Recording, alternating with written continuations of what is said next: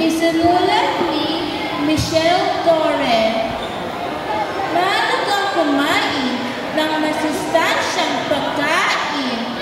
Ito'y papalakas ng katawan natin.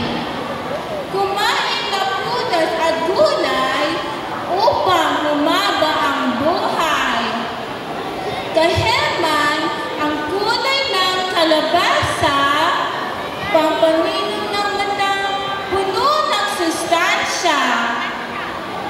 Ang palaya, mapait sa panlasa.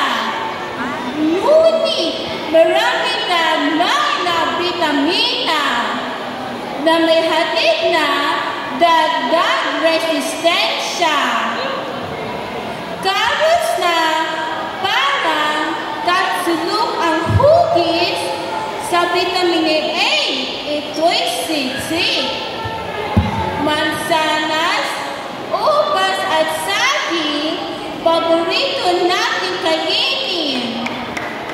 Sagana sa vitamina at mineral na kailangan ng katawan natin.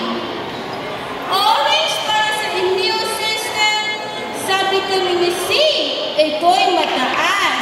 Malaking tulong pampalakas. Uminom ng gatas upang buto'y gamimulat ng magas.